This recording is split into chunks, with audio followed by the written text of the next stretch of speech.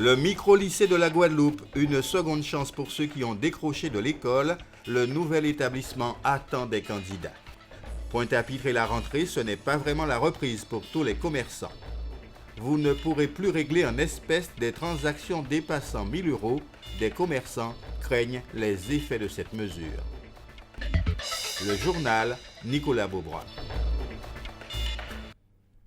Mesdames, Messieurs, bonsoir et bienvenue pour votre édition de 19h. Gérard Andy, le tout nouveau sélectionneur de l'équipe de football de la sélection de Guadeloupe, est notre invité de ce soir. Bonsoir, Monsieur Andy. Bonsoir. Donc, vous êtes fraîchement nommé. Tout à fait. Vous êtes déjà au travail et déjà au travail. On va commencer. On commence à avoir des idées, mais il va falloir les mettre en place. Et effectivement, ça va commencer à être plus concret. Merci. Nous aurons l'occasion d'en parler un petit peu plus tard dans ce journal. Avoir une seconde chance pour ses études, c'est possible. Le micro-lycée est une structure scolaire publique expérimentale qui s'adresse à des jeunes décrocheurs souhaitant reprendre leurs études et préparer le baccalauréat. Aujourd'hui, c'était l'ouverture des inscriptions. La structure pourra accueillir 30 élèves. Les explications de Bénédicte Jourdier. C'est ici, sur la commune des Abîmes, non loin du lycée Proto, qu'ouvrira fin septembre un micro-lycée. Un établissement de la seconde chance ouvert aux jeunes ayant décroché du cursus scolaire sans diplôme.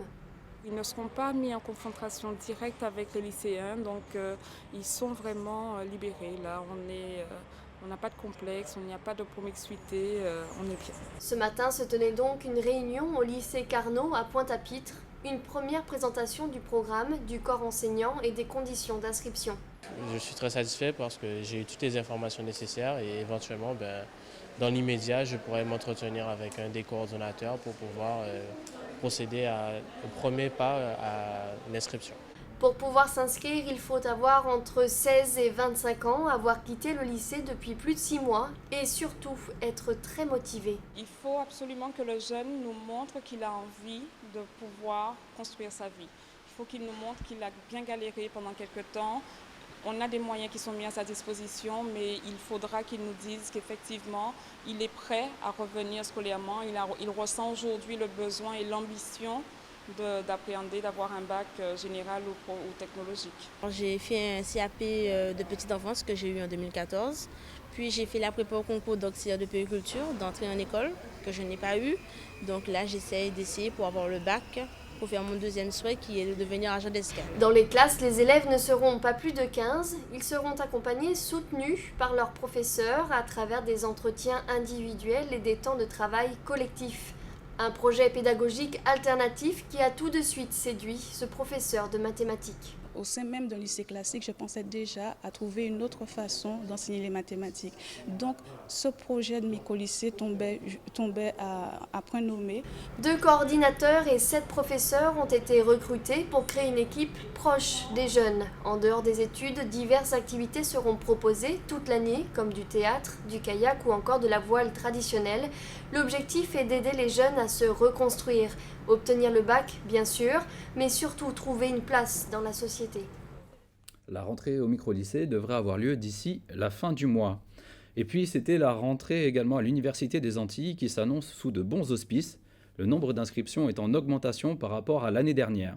Après le campus de Fouillol, c'est le campus du camp Jacob, situé à Saint-Claude, qui a accueilli ce jeudi ses nouveaux étudiants. Un mot d'économie à présent, c'est un bilan plutôt mitigé en cette rentrée pour les commerçants de Pointe-à-Pitre, tandis que certains professionnels observent un léger regain d'activité, d'autres accusent le coup et attendent toujours la reprise. Le reportage de Muriel Barlagne. Pendant les vacances, l'activité a beaucoup baissé, dû aux vacanciers qui ne venaient pas chez nous parce qu'ils sont dans les hôtels. Mais actuellement, depuis le début du mois de septembre, il y a une petite reprise, mais on espère que cette reprise va continuer. Ils sont de retour, des clients de passage ou qui travaillent dans la ville de Pointe-à-Pitre. Aujourd'hui, avec la rentrée, ce restaurant affiche complet. Mais ce n'est pas pour autant le signe d'un retour à l'activité pour le centre-ville. Concurrencé par les centres commerciaux, il voit ses rues de plus en plus désertées. Pour ce vendeur ambulant, cet été a été le pire depuis qu'il exerce. Normalement, ça se passe très bien de juillet jusqu'à la rentrée. Et après la rentrée, les gens ont fait des dépenses pour les vacances. Ils ont fait des dépenses pour la rentrée. Il y a les impôts qui vont tomber. Là, ça va être la cata pour nous jusqu'à, disons, mi-novembre à peu près. où les gens vont commencer à penser un petit peu aux fêtes de fin d'année. Là, ils vont commencer à revenir et on va vendre un petit peu. Encore une semaine avant une baisse supplémentaire de la fréquentation pour ce commerçant. Nous vous le précisions il y a quelques jours dans notre journal, cette mesure importante que constitue la fixation du plafond des paiements en espèces à 1 000 € au lieu de 3 000 €. Une mesure de lutte contre le blanchiment et le financement du terrorisme. Ce n'est pas sans conséquences sur les commerçants, comme l'a constaté Muriel Barlagne. Il n'est plus possible de payer entièrement en espèces pour l'achat de ce 2 roues. Depuis le 1er septembre 2015, le plafond du paiement en espèces auprès des professionnels est de 1 000 € et non plus de 3 000 €.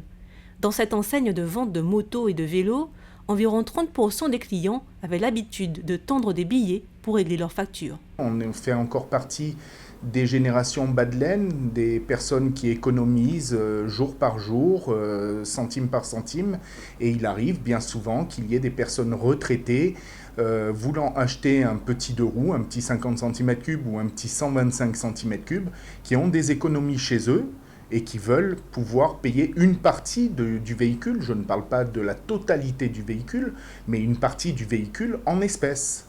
Les sommes ainsi économisées par des adolescents ou des retraités ne sont pas placées à la banque. De plus, ces personnes ne sont pas intéressées par les diverses solutions de paiement en plusieurs fois, de quoi inquiéter ce chef d'entreprise.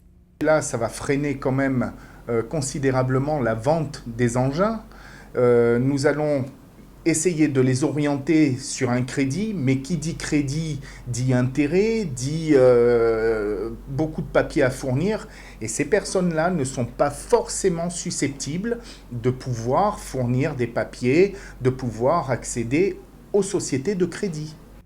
Ce type d'acheteur pourrait préférer se laisser tenter par un véhicule d'occasion, les transactions entre particuliers n'étant pas plafonnées. Une toute autre nouvelle à présent, le président du Guatemala démissionne. Le communiqué de la présidence est tombé ce jeudi matin. 24 heures après avoir été privé de son immunité par les députés, le président du Guatemala a présenté sa démission, un geste auquel il se refusait depuis 10 jours, quand la justice l'a accusé d'être à la tête de la LINEA, un réseau mafieux de détournement de fonds publics. La prochaine élection présidentielle de dimanche risque de se dérouler dans un climat de grande tension. Le Congrès et les municipalités seront renouvelés lors du même scrutin. De retour en Guadeloupe à présent, suite à la manifestation des habitants du quartier de la Brousse, l'association continue ses revendications et accuse Jean-Pierre Dupont, le maire du Gosier, de ne pas tenir ses engagements. Plus de précisions avec le reportage de Bénédicte Jourdier.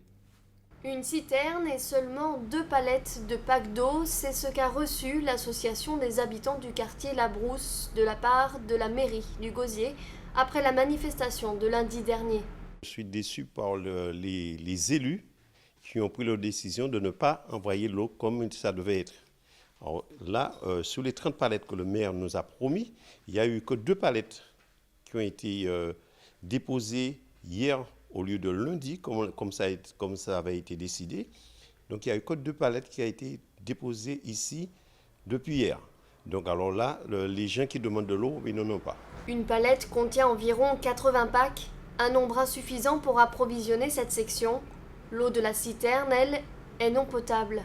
Les gens se sentent un peu en colère, puisqu'ils ont effectivement 7000 litres d'eau, mais s'ils ne peuvent pas faire à manger avec, ce qui est assez important, donc c'est compliqué. Et après, on leur avait dit, bon, comme on devait avoir des bouteilles d'eau, donc ça allait être géré avec ça, quoi. Voilà. Certains riverains supportent cette situation depuis plusieurs semaines, voire plusieurs mois. Mais avec la rentrée, la colère monte. On nous donne de l'eau dans des bouteilles, mais on a besoin d'eau chez nous. Il faut avoir de l'eau chez soi.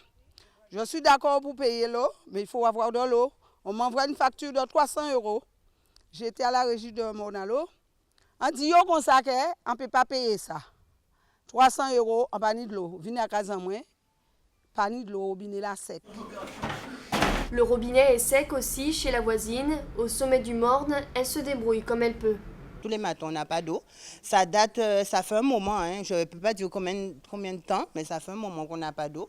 Moi, j'ai perdu ma machine à laver à cause de ça, à cause qu'il n'y a pas d'eau. Je dépense 50 € par vêtement parce que j'ai 4 enfants, plus moi, ça fait 5. Avec l'école, c'est pas évident. Puis voilà, c'est pas évident pour nous. Prochainement, les membres de l'association des habitants du quartier comptent bien interpeller le maire à nouveau Et tous ceux qui n'ont pas d'eau ont fait la promesse de ne plus payer les factures. Alors qu'ils connaissent de telles difficultés, il manque d'eau mais pas de générosité. Certains habitants de la Brousse ont lancé une collecte. Noélis, d'origine dominicaise, part visiter sa famille et apportera par la même occasion les denrées collectées. Nous l'avons rencontrée alors même qu'elle remplissait les cartons. Écoutons son témoignage. Et quand la famille est coupée sur Dominique, il y a des places qui sont coupées, il n'y a pas la rue pour passer. Tu ne peux pas trouver les nourritures, elle n'a pas l'eau, maman n'a pas l'eau. J'ai parti à Dominique pour amener les choses pour elle. Et les choses là, c'est l'association La Brousse m'a donné. Plusieurs communes se sont associées à l'opération menée par l'association Solidarité Guadeloupe-Dominique en organisant des collectes sur leur territoire.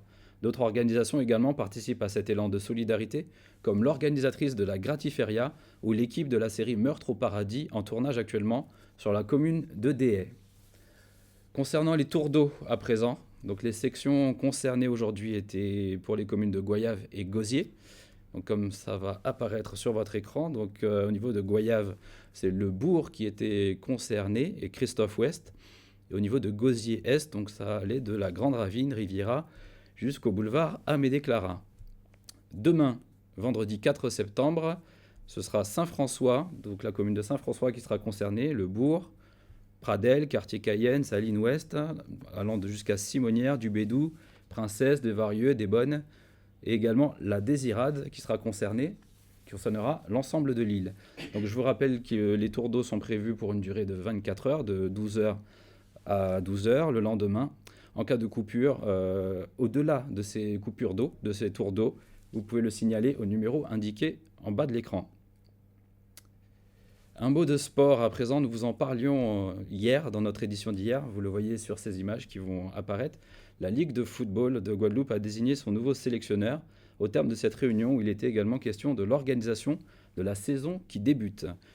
Gérard Randy est avec nous sur le plateau, donc vous êtes le nouveau sélectionneur, donc nommé fraîchement. Vous étiez le seul candidat, à ce poste. Ce poste n'intéresse pas ? Je ne sais pas si j'étais le seul candidat, je ne pense pas. Je pense qu'il y en avait, mais peut-être pas énormément.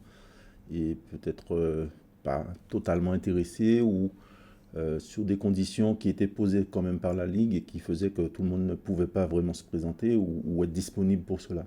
C'est un poste qui fait peur, ce sont les difficultés qu'il y a par rapport à la responsabilité qu'il y a derrière.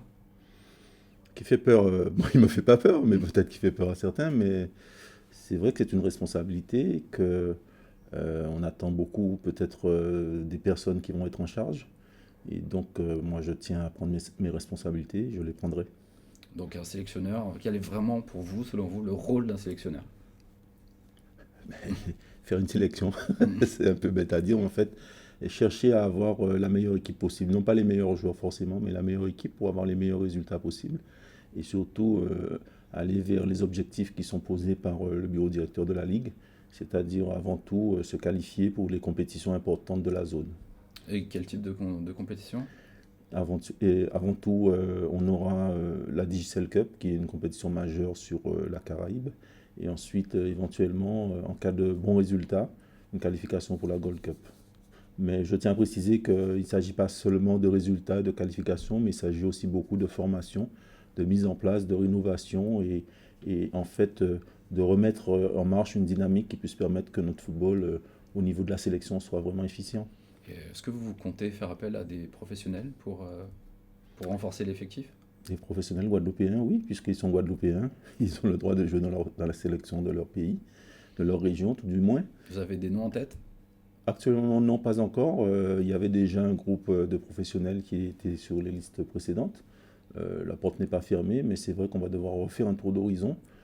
Il va falloir que je monte une équipe qui puisse justement prospecter, savoir quels sont les joueurs qui vont pouvoir nous intéresser. Vous serez concentré sur ce rôle de sélectionneur ou vous serez également entraîneur d'un club ? Non, une des conditions, justement, ce qu'on disait tout à l'heure, c'est que l'entraîneur de la sélection ne soit pas en charge de club. Donc l'année passée, j'entraînais le Phare de Petit-Canal. Donc cette année, j'ai laissé la succession à mon adjoint Harry Nomed et à Onibéral Catello. Donc qui ont pris la charge de l'équipe et donc je me suis libéré pour ça. Et selon vous, comment s'annonce le championnat ? Eh bien, point d'interrogation, il va falloir voir justement. J'ai vu qu'il y a pas mal de mouvements, mais enfin, je crois que les têtes de série vont rester à peu près les mêmes. On va peut-être pas avoir de grosses surprises, mais il y aura peut-être des progressions ou des petites régressions, mais grosso modo, on va retrouver, je pense, les mêmes clubs, puisque ce sont ceux qui sont les mieux structurés et les plus à même d'avoir des résultats. Et aujourd'hui, donc en tant que sélectionneur, quel serait votre souhait pour cette nouvelle saison? Un souhait en tant que sélectionneur? Le souhait tout d'abord de voir l'amélioration de la qualité du jeu sur toutes les pelouses. Ça me faciliterait la tâche, puisque ça me permettrait aussi à mon niveau de pouvoir espérer améliorer le jeu de la sélection. Est-ce que vous pensez que le niveau sera suffisant pour pouvoir répondre aux équipes adverses? Le niveau a déjà été suffisant. Ça a déjà été démontré par de précédents sélectionneurs, dont Roger Salmon. On a déjà démontré que la Guadeloupe peut se hisser au haut niveau. C'est vrai qu'il faut faire appel assez souvent à des footballeurs extérieurs, mais je tiens à dire qu'il y aura quand même une souche importante de footballeurs régionaux évoluant en Guadeloupe, et aussi surtout de jeunes joueurs de la promotion des U20, c'est-à-dire des moins de 20 ans, qui peuvent intégrer cette équipe. Et donc, il y aura la porte ouverte pour un peu tout le monde, mais il faudra vraiment qu'on arrive à avoir quelque chose de performant. Donc, la base, ce n'est pas de constituer une équipe pour en constituer une, mais de constituer une équipe qui soit vraiment performante. C'est ça le mot d'ordre. C'est ce qu'on va souhaiter donc, aux équipes de Guadeloupe. Merci, M. Gérard Handy, d'avoir accepté notre invitation. C'est moi qui vous remercie. Voilà, c'est la fin de ce journal. Merci de l'avoir suivi. Je vous retrouverai demain pour votre information régionale dès 19h. Dans un instant, le journal de TF1 suivi des pronostics hippiques de Prévert-Meyengo, suivi de votre série Camping Paradis. À demain, une excellente soirée sur Alizé.